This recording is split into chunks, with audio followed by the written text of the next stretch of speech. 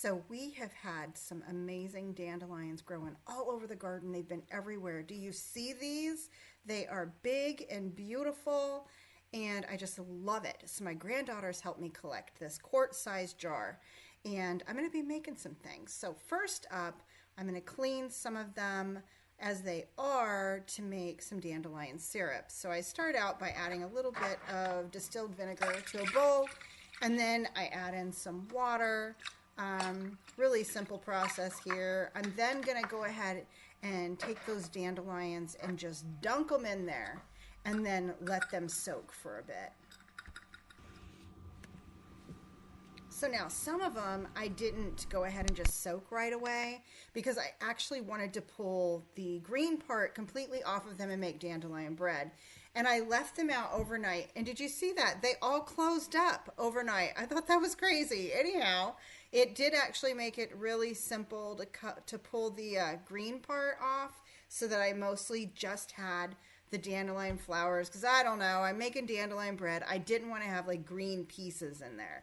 So I painstakingly pulled these off of the dandelions until I had about a third of a cup. A third of a cup of your dandelion flowers is what you're looking at right here. That's how much you want.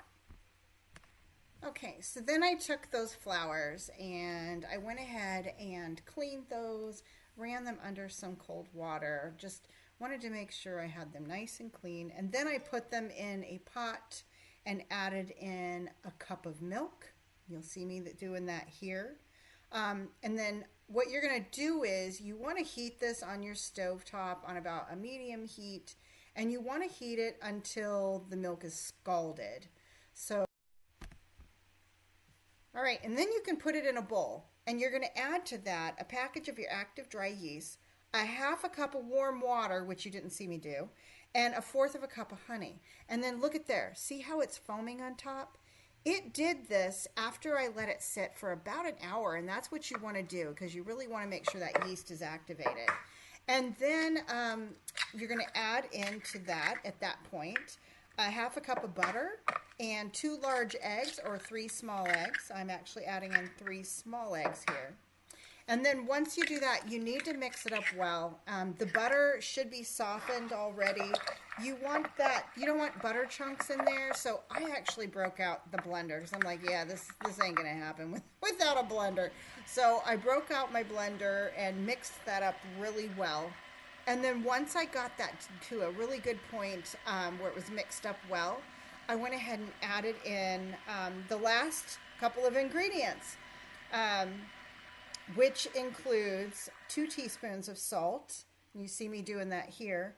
And I used about 6 cups of flour for this. Anywhere from 5 to 6 cups is what you should expect.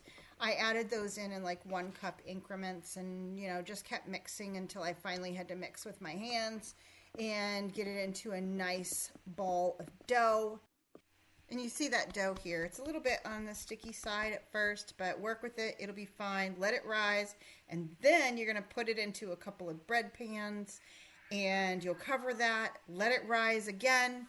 And when you pull it out of the oven, you're going to have just wonderful bread. And you see that here. It's kind of a sturdy, great for sandwiches. You're going to love it. Hope you all try it. Thanks for watching. And remember, everybody, keep your joy. See you on the next one.